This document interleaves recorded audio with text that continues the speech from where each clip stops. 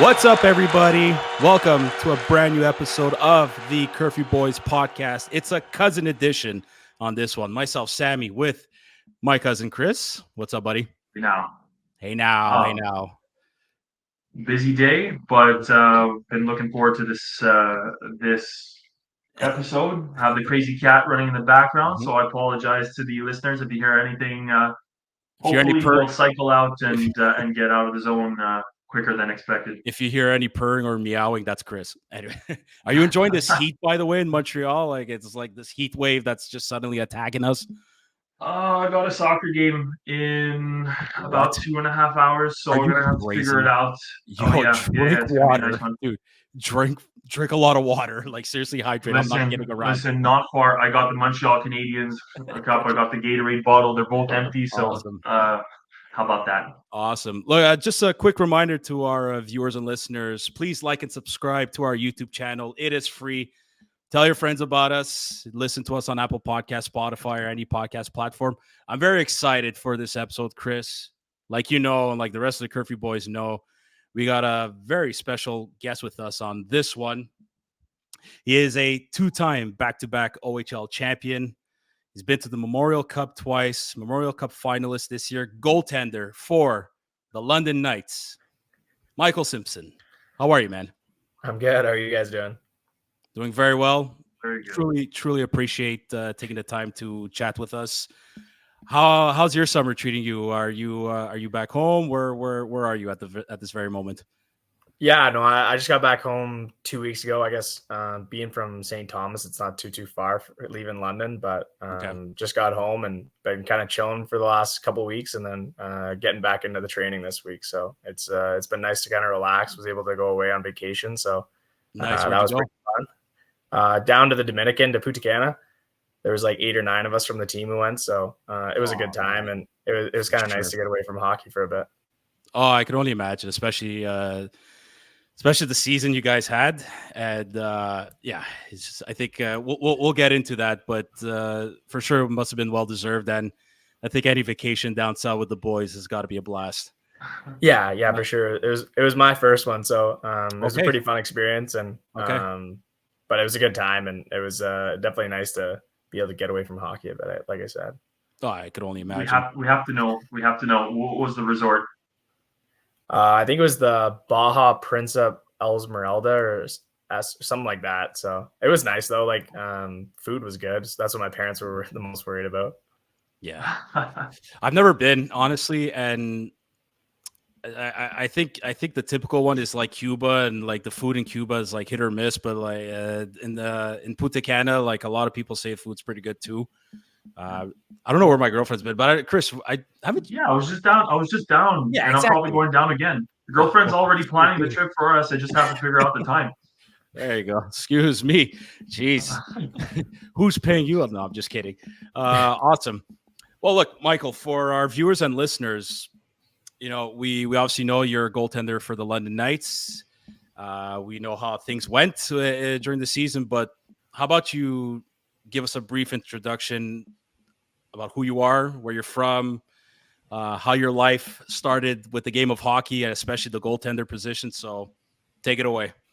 Yeah, so I guess like hi, my name is Michael Simpson. I'm from London, Ontario. I guess I'm a type 1 diabetic. A lot of people don't know that, so Okay. that's kind of I guess like not a hidden thing, but it's something not a lot of people know, I guess, unless you're close to me. But yeah, that's something I've lived with since I was 3 years old, and then I guess I was kind of late to start hockey. When I kind of first tried it when I was younger, I wasn't a big fan, and but I think in like grade 3 a bunch of my buddies were playing it. So I think I got a little jealous and wanted to give it a try again and ended up really liking it. So I think I started when I was like 9. Okay. But yeah, no, other than that, I've been to a couple NHL camps, but I guess the hockey journey is kind of still up in the air right now for what's next. Okay. Interesting. Was the position of goaltender like always the one position you always wanted to do, or did you go from player to and it translated to goaltender? Not really. Like when I first started, it was just house league, and everyone kind of got their shot at goalie. And I think when I got the opportunity, I just liked how you could kind of play the whole game. I think, and you didn't really have to sit on the bench too much. But I think another reason I wasn't a very good skater, so I had a hard time getting around out there. So I think that was maybe one of the reasons as well. But my dad was a goalie when he was a kid, and he didn't really go anywhere with it. But I think just you kind of look up to your dad so much that hearing that he was a goalie, it kind of maybe flipped a switch for me a bit. Oh, that's pretty cool. Did you have a favorite goaltender growing up, or any favorite hockey team, favorite hockey players? Yeah, so funny enough, I guess I was a huge Carey Price fan growing up. My man. Yeah, so it works out well, but you're not pulling our leg just because we're a bunch of I'm being serious. Awesome. He was just a big role model for me. I think just kind of the way he carried himself on and off the ice, and then obviously the way he played. It was something I really wanted to, I guess, recreate in my game, and someone I guess still to this day that I kind of watch the old clips when things aren't going right just to see how he played. Okay, let me ask you this: it's sort of a bit of a debate in Montreal and within probably the Montreal Canadiens fan base, and even in the NHL. In your heart of hearts, even he calls it quits somewhere down the line, Hall of Famer or not? I mean, I don't see why he can't. I think he did just like Henrik Lundqvist, he did just about everything he could besides win a cup. So, I mean, I think he's one of the best goalies of all time, but I might be a little pro just because of the way I kind of idolized him growing up. Listen, we're biased too, but I tend to agree. He's won everything except a Stanley Cup. If he didn't have the injuries that he did, I personally think he'd be top 10 in wins in the history of the NHL. I think he'd be up there with at least Lundqvist and all that. So in my heart, I think he deserves to be in the Hall of Fame. I want to see the Canadiens retire his number, even though they have like this rule that you have to be a Stanley Cup champion. That might change, but anyways, that's a whole other subject. On that front, I have to ask the number 31 that you donned. Was it because of your fandom for not fandom, but your my God, your love and appreciation of Carey Price? Yeah. Let's say that. Yeah, for sure. I think in minor hockey we could only pick 1 in 30 for the junior nights. So as soon as I got to the OHL and you could kind of get a pick of your number, I think it was something that I always wanted to, just because of my kind of idolization for him. That's so awesome.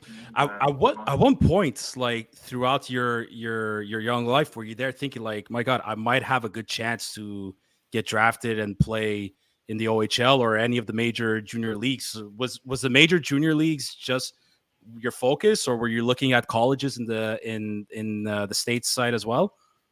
Not so much really college. I was an okay student, but I didn't really think about it too much. But I think just being from London and going to the Bud every Friday night to watch games, you were kind of like, you just had the fixation where it's like, okay, I'm going to play the Bud nights, I'm going to play in the OHL, and I'm going to win a bunch of games. So I think going to a lot of those games, being as a kid, really kind of pushed me in the direction to go to the OHL. And I think you kind of idolized them pretty good growing up. So I don't think there was ever really a debate to go to the OHL or take another route. So you were just full focus OHL. That's where your mind was, and you just, for sure, you worked your ass off to get there. Obviously, I love that. I have a soft spot for these young players that win when they winning in their hometown, playing for their hometown. Mm-hmm. And you're from London, you won with them this year. Like, what's that feeling like? That I can't imagine a better feeling, at least in your junior career, like having that experience. Yeah, I think it's a little extra special just because I was lucky enough. My dad would get tickets to a couple of the OHL finals in like 2012 and 2016, and being able to watch those games when the Knights won the OHL, it was something you kind of dreamed of, where you're like, oh, I want to be on this stage and win would be pretty cool. So to be able to kind of put myself in the conversation with those teams, it's definitely pretty sweet, and to be able to do it in front of, I guess, friends and family was definitely pretty cool this year. That's so awesome. So Chris. you've obviously played. You've been exposed, like you've been around the organization for a while. You played for the Junior Knights. Gotta ask, have there been, especially even in this past playoff run, were there any of the former players who reached out, who came back, words of motivation, were maybe a little bit present but behind the scenes in this run, or Yeah, there's a bunch. maybe a little bit up? There's a bunch definitely before the finals in the Memorial Cup. I think our GM and our assistant GM got some clips or some videos from a bunch of the guys from that 2016 team and the 2012, 2013 team. Like Michael Hauser, Tachuk, you can name off a bunch of guys, Dvorak, Marner. So it was pretty cool seeing all those videos when we're on the bus going to that finals to kind of give us a bit more motivation. But it was pretty cool. Like Michael Hauser kind of sent a video just saying like good luck, and then he kind of, I guess, singled me out and just said like, I've been playing well and good luck, and he hopes for the best. So that was pretty cool. Like I saved the video just because growing up I was a huge Hauser fan, and like I have his jersey in my closet, so seeing that, you're just like, it's like, wow, like this is pretty cool. My God, I'm getting shivers just hearing this. Like it's like, man, you hear stories like guys learning how to play hockey late, that they get to play junior. Meanwhile, I was skating till I was 3, and I just couldn't for the life. Actually, I was actually a small kid, so I had the speed, but like I was too small. Then I got injured way too many times, rolling my ankle, busting my knee. So, but I freaking love that. I love that. There's actually something that I'm curious to know, and I think not too many. I think basic hockey fans stick to, pro leagues like the NHL. They have an idea how it works. Not too many people, especially like our audience, not too many know like what goes on in the day and life of a major junior hockey player. And it's like, you guys play you play over 60 games. You travel a lot too. Like you're like, what I mean? You guys grind it out as well. Like it's got to be a grind. So like, explain to our listeners and even to us too. Like, I'm so curious to hear this. Like, what's it like a day in the life in terms of on ice preparation, off ice preparation? Yeah, I think there's a lot. We usually play kind of Thursday to Sunday, and then you kind of have those odd early week games. But for the most part, it's kind of on the weekend. So Monday, Tuesday, Wednesday are kind of days, I guess, in London where we would lift in the morning. So we get to the rink around like 9:30, and then we usually work out around 10.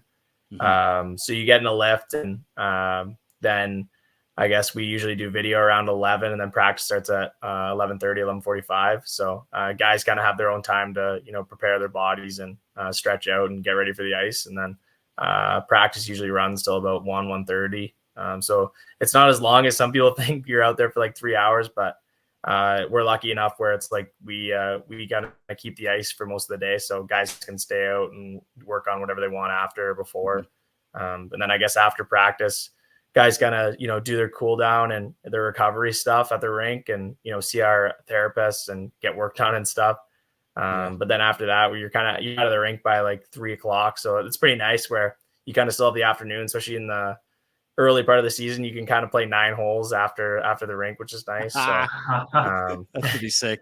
But yeah, and then the rest of the night, it's just kind of relaxing, watching hockey or hanging with the guys at one of the houses. So it's pretty relaxed that way. And then I guess on game days, it's a little bit different where we kind of go to the rink early in the morning. To some guys will morning skate, and then we'll watch video on the other team, and then guys kind of go home, have their pregame meals, and then have their naps if they do, and then we're back at the rink around 4 for puck, and then getting ready for the game, I guess.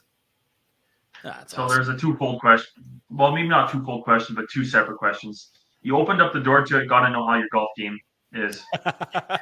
I'm not bad. Like it's been a little rough lately, but like I'm an 8 handicap, so I guess it's not terrible, but I've been getting a little frustrated with myself lately, not scoring too well. Listen, you're speaking to I'm far from being the best player. The level of compete, like I don't, not a professional athlete, but just between Sammy and I, it runs in our blood. Like the level of frustration, we're always teetering. We're always like idling at 70%. We come from an Italian background, so I mean, we're beyond passionate that we just the fuse breaks every time things don't go our way. So yeah. Golf is either very, very a very happy moment in one's day Yeah. in our day, or it's just the thing that drags you down for the rest of the day. But Oh yeah. or he but needs a whole new set. yeah, exactly. I don't think I could be affording the golf clubs or as many golf clubs as I would need to match the frustration. But all jokes aside, the other question to kind of follow up on the game day preparation. You've been around the block. You've done this for a few years. You probably have a few players and teammates who are a lot younger who maybe don't have that same, I don't want to say responsibility, but even habits. I would say I probably see you as one of the leaders who's helping these young guys in their development and just learning how to become a young pro. If we have a lot of young listeners too, if we would be able to offer them your advice, what would be your 1, 2, 3 type recommendations to prep for a game day? Obviously, it might not be at the same level, but 2 or 3 good habits to really show up and be at the top of your game any given day. Yeah, I think kind of like you said a little bit there, the preparation's huge, and it's something that I think I've kind of developed something that works for me in my last couple of years in the OHL, and I think kind of if you want a 1, 2, 3, I'd say like pregame, you really want to make sure your body's ready and warm. I think a lot of guys when they come into the OHL when they're 16, they kind of think it's just like minor hockey where you're going to kind of go out there and play, but there's a lot of good skilled players and guys work hard, and obviously the game's a lot longer than it is in minor hockey. So I think preparing your body and getting it ready to be able to go through the grind of a game. And then I think kind of second in that, kind of in the game, I think for me, big thing is mindset and trying to keep it positive, because I think a lot of the times a lot of things can go wrong. And, I have like a mental performance coach who I talk to a lot, just because you can kind of, the squirrels get going every once in a while and you kind of get in your own head a bit, but just being able to stay positive and kind of remember that, you can't really control what other guys are doing. So that's a big thing I'd say for me is, just kind of, like everyone says, it's a bit of a cliche, but just to kind of control what you can control. And, if you play at your hardest, then it's like, you can't really get mad at other, and no one can really get mad at you, I guess, if you're trying your hardest. And then lastly, I think just recovery is a big thing, especially in the OHL. Sometimes we have 3-3s and, games back-to-back nights where it's like, you got to be able to get your body prepared for the next day. So just making sure you're eating the right foods and getting your protein into you and being able to kind of recover those muscles so that you're ready to go the next day. Oh my God. You know what? I know people say it's a cliche, but it's so true. And the proof is in the pudding, man. And you see the ones that they have that right mindset and they get the results. It's worked for you. And you see it. I see your numbers. You're a 2-time OHL champion. You're a playoff MVP. Man, going to the Memorial Cup is a big deal.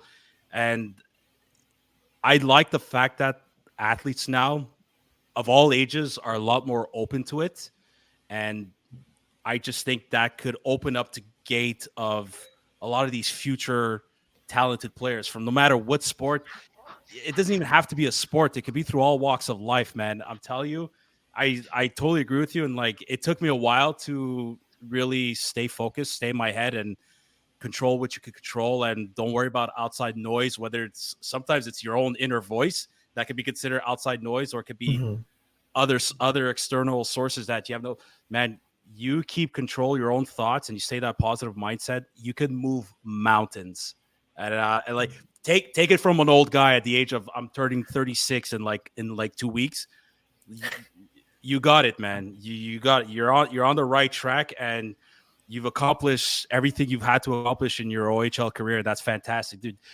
You're back-to-back OHL champion. Like not too many kids your age can say that. That is fucking amazing. Let's add to that. How many goaltenders in the OHL can actually say they won back to back with 2 different teams? Yeah. I think there's like 3. I think the OHL posted something about it. I'm pretty sure there's 3. I saw it. I have it here actually. Yeah. Yeah, but I think I was the only one to do it in both conferences, so that's pretty cool, I guess, to be able to do that. Absolutely, dude. You're the. I think I saw you're the first to get a shutout in during the Memorial Cup since Jordan Binnington. Yeah, so that's pretty cool, I guess, to put your name with the guy who's won an NHL or a Stanley Cup is pretty special. It's a big deal. Like, you have every right to be proud of that. We're getting to know you. You seem like a humble kid. Fantastic, man. Good for you. So you won with Peterborough, right? Yeah.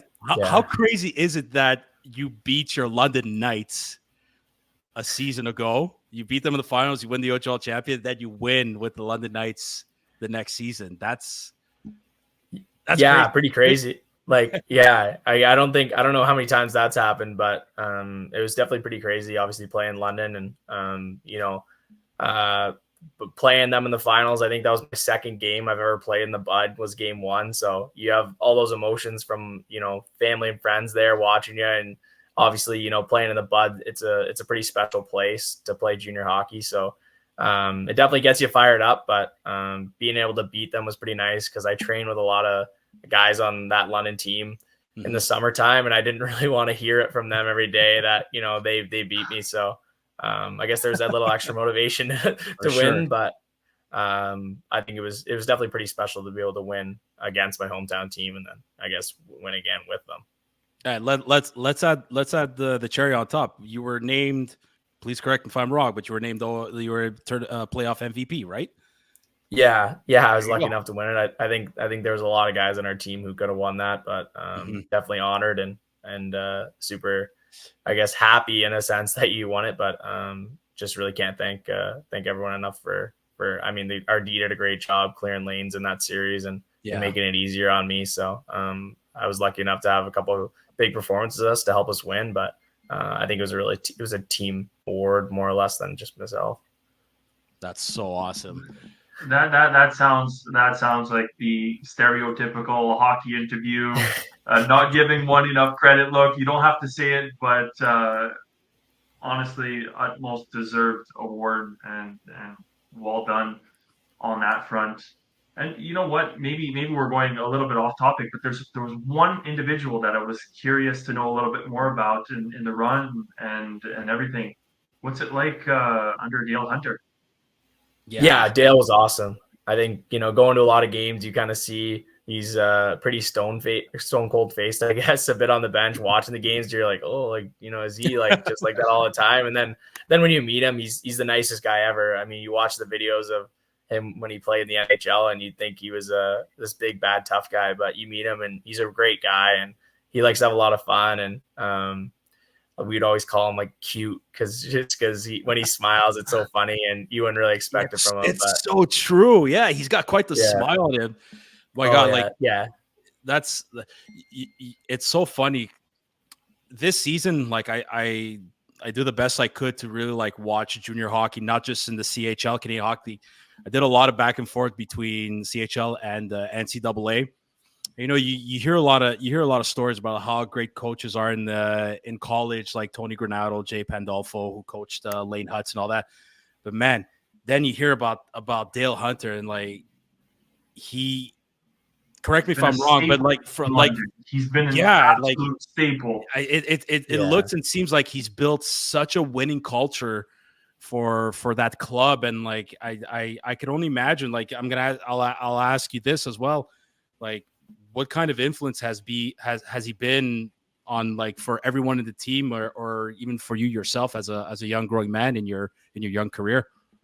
Yeah, I think Dale's definitely one of the best coaches that I've ever played for. I think just kind of the way he carries himself. I think he's definitely a player's coach where it's he's not kind of on you all the time and he stays pretty calm and collected. Like obviously everybody snaps at one point when it gets bad enough, but I think even in the games, it's like when we were down 6-2 or 6-1 or whatever to Oshawa in the finals there, it was just like, all right, boys, like, he wasn't really panicking. It was just like, but I don't think he gave up on us either when he said it, but it was just like, all right, boys, like, let's just go out there. Let's, have a good third and, try and do whatever we can here. And I think just kind of that calm mindset and him not really panicking kind of put some faith in the rest of the guys where it's like, oh, okay, like there's nothing to worry about. Like we got this. Yeah. And I mean, you saw it. I think similar to kind of that Peterborough team, I think any team that wins, it's like you have all these comeback crazy wins. And for some reason, it just felt like we did it a lot, especially in the playoffs. And, I mean, we were 22 seconds short, I guess, in the finals, but it was another game. Like, we really had no life in that game. And then it's like, we just kind of go bang, bang, bang. And you're like, oh, wow, like we could win this again. But I'm not saying this because you're a guest. I was watching the game. And obviously, being we're a Montreal Canadiens podcast, like we're scouting what Owen Beck is doing in this particular tournament. We're going to get to him later, but Mike doesn't want to hear that name right now. Just no. I get it. But like I swear to God, I am not joking. I knew you. I had this feeling that you guys were going to come back, and just the way it ended, like it. I kind of from my perspective, it could have gone either or, man. Like, but I had to feel like there's no way you guys are going down without a fight. And like the leadership group that you've had, like just with you, with Easton, with Easton Cowan, Sam Dickinson, like, and even the rest of your team too. Like I had that feeling, and you guys pulled it off. I'm there. I'm like, oh my God, like they might actually do this. Yeah, like, it just felt like. I feel like we just kind of got to overtime. We had all the momentum, and I think we were starting to get some bounces, and we were starting to kind of get back to our game. So I guess it's always going to be a kind of like whatever could have happened, but it's too bad. But I think forever in our mind, we were the best team in the DHL this year, and if we could, if the period was 20 seconds shorter, I think we definitely would have showed that. It's crazy. It's crazy. Yeah, the game of hockey, all it takes is a lucky bounce or to go your way, one bad bounce to go against you, man. But at the end of the day, like I'm willing to bet, and I hope that like everybody on your team, including yourself, be proud of what you guys have accomplished, man. Like again, not too many hockey players out there, especially in Canada, can say they've been to the Memorial Cup once. You've been there twice, back-to-back years. I could see that. I could see that you're. I can only imagine how like devastating that must have been. Like we don't have to go through that if you don't want to relive that heartbreak. But good for you guys, man. You guys had a heck of a freaking season. Like honestly, it could have gone either way. It could have gone either way.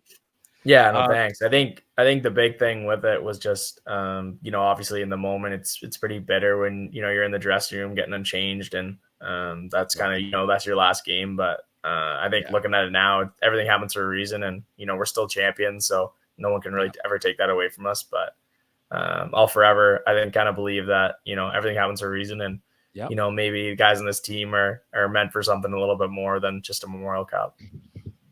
Dude, that's such a beautiful, positive way of thinking about it. Absolutely. If you have to be a glass half full, I rather anybody be a glass half full type of person, a glass half empty. That's awesome. I don't know if Chris, you have any other questions? Well, look, I got a few more. We can spend the whole evening asking questions. Yeah, There's no lack of questions. Just like I'm beyond. We mentioned some of our prospects, and Michael, if you can indulge us, because you're playing with some, yourself included. So these guys are playing against you, but you're also playing against them. We have a fan base. Evidently, we're more Montreal Canadiens oriented. There are two names that come up in the top prospect pool, and I think two names and two individuals that you have spent ample amount of time playing against. Those are Logan Mailloux and Owen Beck. And just curious to get maybe your take, maybe, let's obviously in a positive light, any words, any maybe little things, tidbits that you can give the Montreal Canadiens fan base to kind of chew on over the course of the summer. Yeah, no, I think they're both really good players. Obviously, I think Maisie, he went in the first round, and I think Becker was pretty tight to the end of the first round. So playing with Becker in in Peterborough. We didn't play together too long, I guess, because we got him at the deadline, and then yes, that's right. And then, but he was a great player for us. I think he came up big at the Memorial Cup, making big plays. And, I think maybe some nights when he didn't, he didn't like win that game for us with a goal.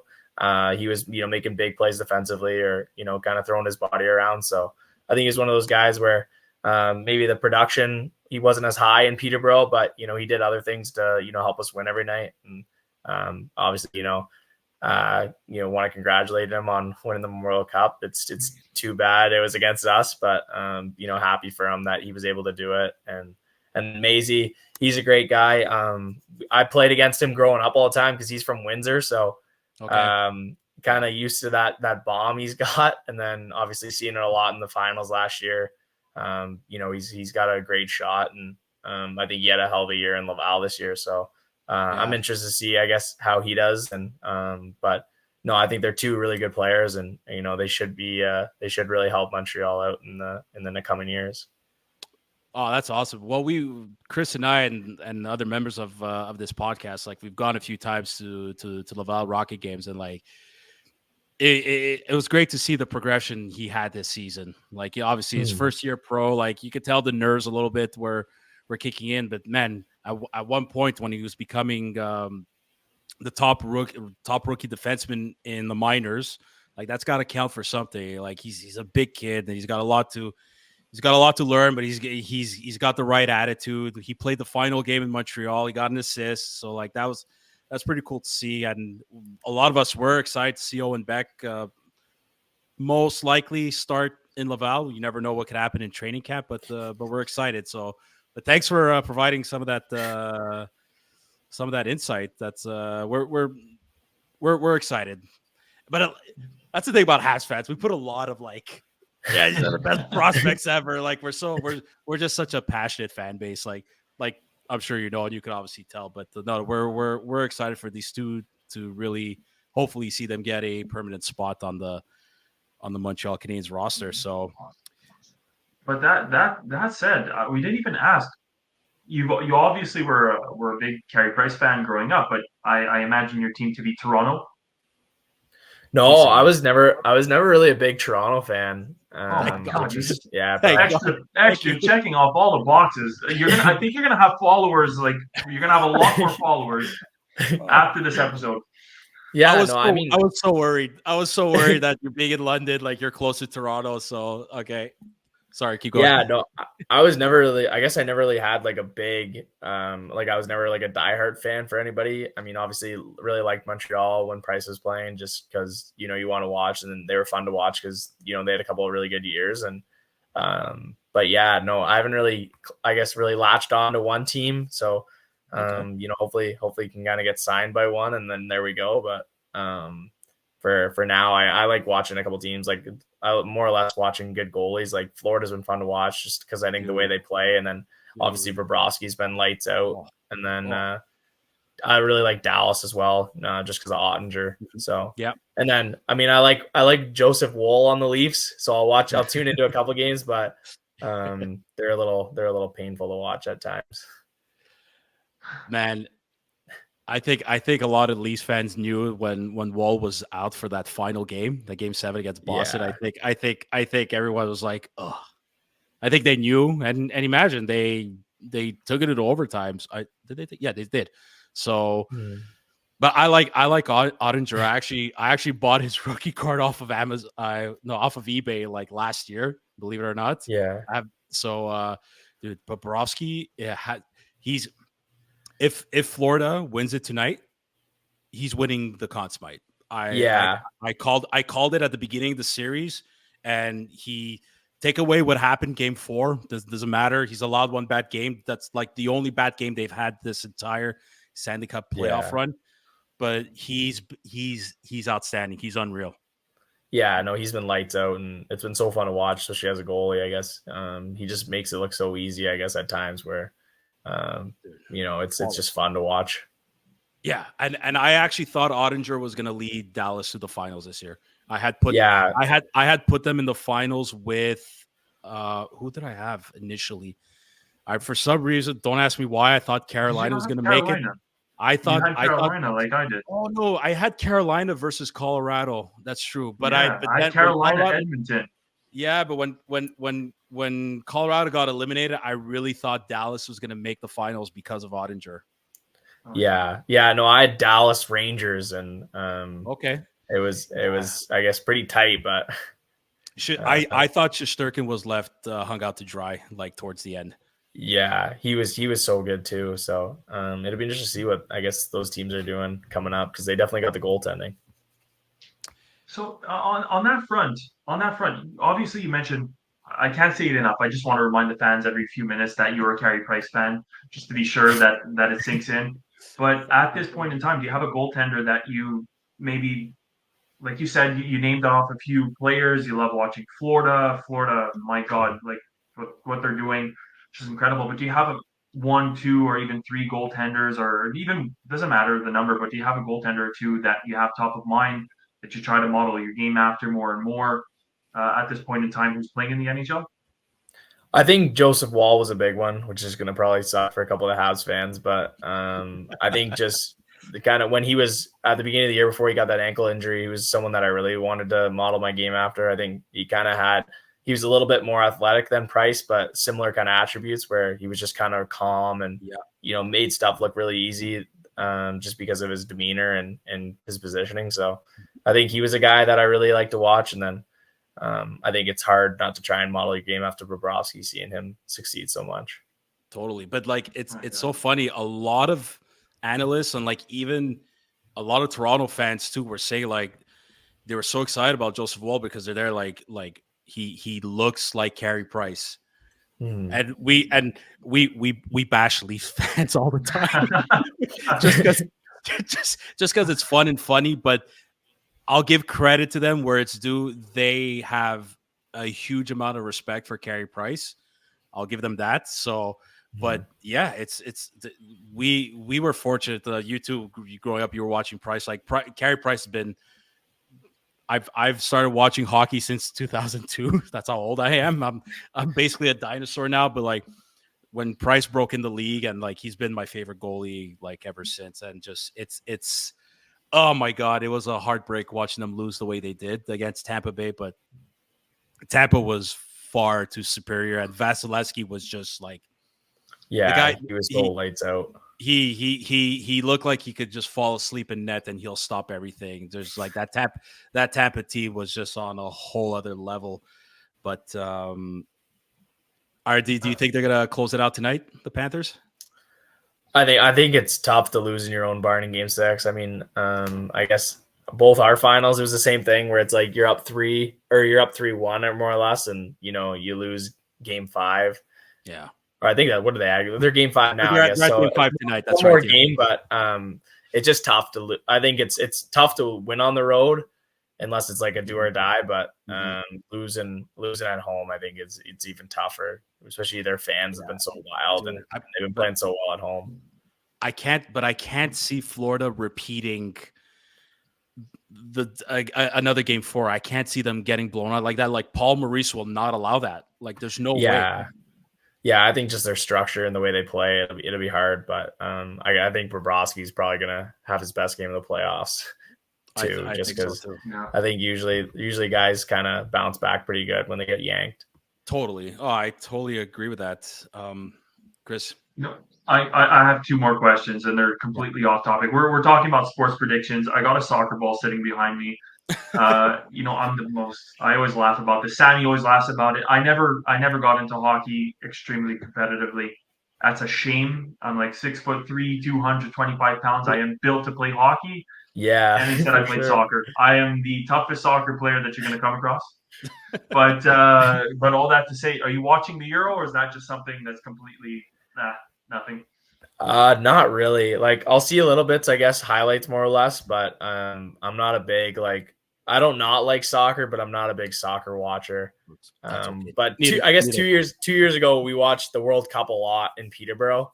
Okay. Guys were betting on it and stuff, and guys just betting between each other or whatever. But it was a lot of fun to watch that stuff, and and just, I guess I've never really been into soccer big, but seeing Messi and those top players play, it's pretty cool to see what they can do. Don't worry about it. Like if there was one World Cup to watch, it's that one. But look, Mike, we're gonna wrap it up quickly. We'll do rapid fire questions here. You just mentioned the boys. You mentioned watching the game together. There's got to be one shareable crazy story with the teammates, funny story with the teammates. Do you have your go-to? One that I could think of right off the bat. I think one that I can think of just from junior was probably Connor Lockhart early in the year. A couple of the older guys who were, old enough to have a couple of beers were out one night on a day off, and it was a place called McThirsty's in Peterborough, and it was a karaoke night, and he took the mic, and he was obviously feeling the booze pretty good, but he had mentioned that just how much he loved this city, and he only been there for like 2 months because we just traded for him. But he's like, we're gonna win. You guys are the best city ever. And then sure enough, 8 months later, we ended up winning. So it was a pretty funny, I guess, full circle moment. But just off the top of my head, that's one that comes to mind right away. I was hoping you were going in the direction where, like, since we're from Montreal, like he started singing Celine Dion like at a karaoke. If you were going there, I was gonna drop the mic and die of laughter. I was praying to God you're going that way, but still, that's a heck of a funny story. So like So I'm gonna wrap up the rapid fire. The rapid fire questions. Sorry, but my bad, Chris. Go. No, we spoke about your accolades. We spoke about your championships, multi-championships that you've won, being named MVP, this and that. If there was a moment you can go back, relive, whether it be a period, a single day, a single game, a single save, what would you find yourself leaning towards and taking that trip down memory lane? Is there a moment that stands out above all others in your career to date? I guess negatively, the one that kind of haunts me right now is the semifinals last year against Seattle in the Memorial Cup in Peterborough. There's the goal Seattle scored with like 2 minutes left in the second. This one's kind of still haunts me, I guess, where I kind of deflected it to the guy and then ended up scoring to go up 1-0. And I just feel like you never know what could have happened. It's kind of similar to the Saginaw game, but it's just like if we kind of got through the rest of that period, I just feel like we would have won that game. So that one haunts me just because you feel like it was kind of your mistake. But one that I'll always kind of remember, I think just hearing that buzzer when we won with Peterborough, I don't want to take away from what we did in London. It was pretty special, but I think just that first championship, and that was the first time I ever really won. I never won. I mean, you won a couple of tournaments in minor hockey, but winning like that and just kind of everything we went through that year, I think that was a moment that I'll kind of never forget. And that group, it's like we still talk to this day. And I think that was one of the most fun years I've ever had playing hockey. So I think that was just super special for me. And, to obviously be named playoff MVP in that too probably helps a little bit. But I think just hearing that buzzer and throwing our gloves and just getting kind of bombarded by the guys is something that, it's kind of giving me chills just talking about it. Just something that's so special and something I'll never forget. Absolutely, dude. And that's a story that you're going to have for generations to come. Like if you have a family one day, who knows if you have a son that gets drafted in the OHL, if you have a daughter that wants to play in the PWHL, man, like those are stories. That's like your legacy that you could carry on forever. Like that's so awesome. I love hearing that. Mm-hmm. I know you said you're going to be hitting the gym soon this summer or this off season. Are you going to travel? Do you like traveling? Is there a country you want to visit? I'm not a big traveler. I'm a homebody. Okay. I like kind of my structure and my schedule pretty good. And but it was pretty cool to, I guess, like I said, go to Punta Cana for a bit and be able to get a nice tan going. My sister, she's kind of always out in the sun, so she likes to give it to me when I'm looking a little pale. So it's nice to come home and kind of give it back to her, I guess, a bit where you're looking pretty dark. But other than that, I think, in London, we go to Grand Bend a lot, so probably pop up to the beach a bit and just probably playing a lot of golf. Honestly, those are probably going to be the two biggest things for me this summer. Yeah, that's awesome. So we're going to wrap this up, Michael.